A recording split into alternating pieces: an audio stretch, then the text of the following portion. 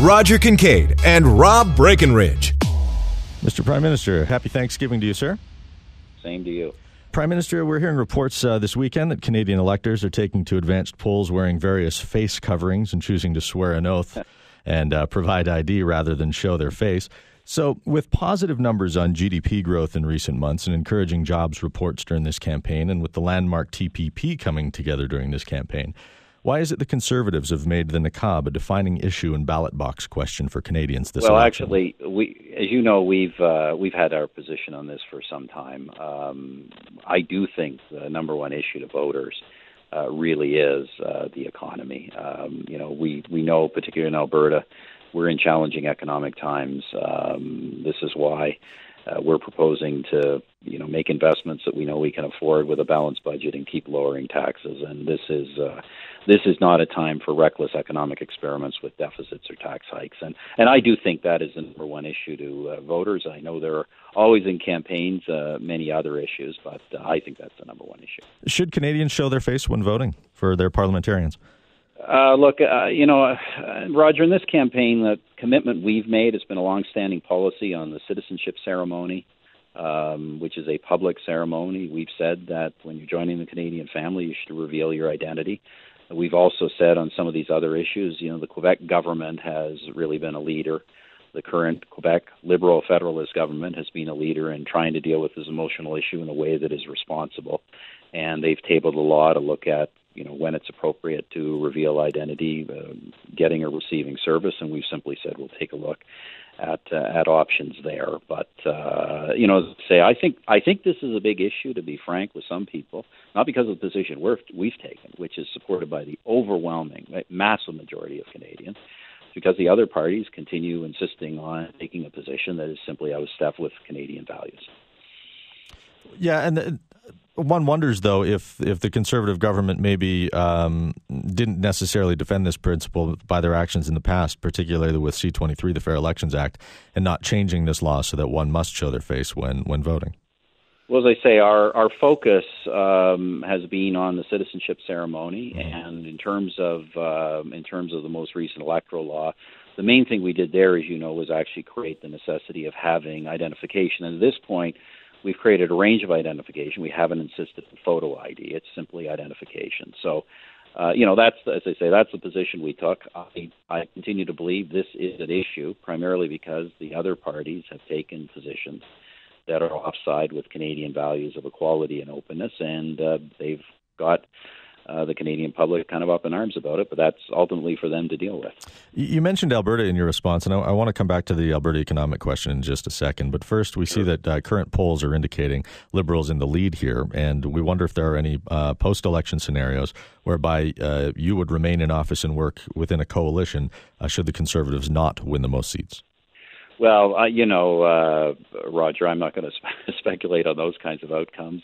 We believe not only we can win, but we believe it's essential to keep our economy moving forward, creating jobs, creating growth, that we keep our taxes down, balance our budget, and not take risky experiments. The Liberal Party is proposing levels of new spending 25 times our levels. They're proposing to hit the average Canadian worker with a payroll tax hike of $1,000 off of average worker's paycheck, another $1,000 off the employer, the small business community in this country, the Canadian Federation of Independent Business. Half of them say they'll cut jobs if we have that kind of thing. So I think when Canadians haven't made a decision yet, I think when they take a look at their own best interest, the best interest of the economy, they'll opt for an economic plan that has kept us moving through very difficult times and will keep us moving forward, rather than the high debt, high tax policies that have thrown so many developed countries into the ditch. Your no-brainer comment on Keystone XL, it's interesting to hear your rivals spin that and attack you on that question, when that messaging in Alberta is far more likely to be received as an apt description of the importance of the Keystone XL pipeline project. How frequently have you personally and even privately met with U.S. Ambassador Heyman in an effort to get Keystone XL approved? Well, I was going to say it actually, the comment is reflective of the studies the U.S. government itself has done, which said that the project will create jobs, obviously create jobs on both sides of the border. It will lead to greater energy security in the North American continent.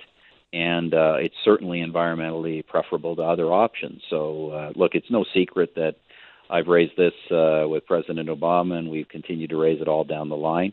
He says, he'll ultimately make his own decision based on his view of America's best interests. I think we have to respect that. What I would say, though, what I'll keep saying, is that if you look at public opinion in the United States, it is overwhelmingly in favor of this project.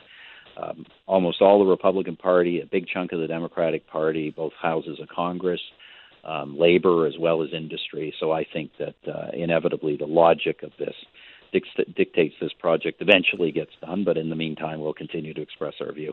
Particularly here in southern Alberta, sir, people recognize that, and anybody with a passing interest in American politics understands that this is merely a political issue and hardly an environmental one, something that President Obama seems to be keeping as his own power piece on the chessboard, if you will. But we do wonder what the Prime Minister is doing in terms of using the U.S. ambassador to Canada as a liaison to push this project forward. Have you met personally or even privately with I've absolutely raised it with the ambassador, but I've raised it on several occasions with the president himself, who is obviously my main interlocutor. So we will continue to do that. But look, Roger, I think you quoted the other parties earlier. Look, these guys go around the country. I mean, when we had a debate in Calgary, they sounded a little bit friendly to the energy sector. These guys go around the country, whether it's the projects to the West Coast or Energy East or Keystone, constantly saying they'll be against projects before they even receive an environmental scientific assessment. This is the only party that wants to encourage investment in the energy sector. Of course, we ultimately act based on scientific assessment, but this is I think Albertans understand full well, this is the only party that wants to see our energy industry continue to grow and thrive.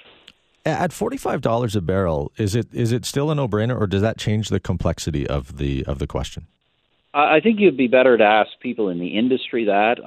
My own sense, Roger, is that it probably takes some of the urgency away. But given the long-term growth in oil and gas and oil demand and across the continent, I think there will continue to be a need to increase pipeline capacity in the decade to come. With respect to these other pipeline projects that don't cross international boundaries, there is, I believe, a pretty reasonable comparison to be made between pipelines and railways. The railway that crossed our country was of national interest and was a national project. Do provinces have too much power in determining the outcome, the fate of pipeline projects? I don't think that is the case. I mean, I think time will tell going forward. We're following a defined environmental process at the national level. People say we made these massive changes to the process. The main change we made, Roger, was actually putting a timeline on it. So the process actually has to reach a decision within 2 years. Before we did that, these processes could go on literally forever. So we established a fixed process. We promised investors a decision, yes or no. In the case of Northern Gateway, for instance, the assessment recommended some 200 conditions on the project. So that's what we put on, and that's how we'll continue to move forward going forward. I would be very surprised if provinces started to interfere in a serious way in interprovincial trade or this and another matter, because that could rebound on everybody.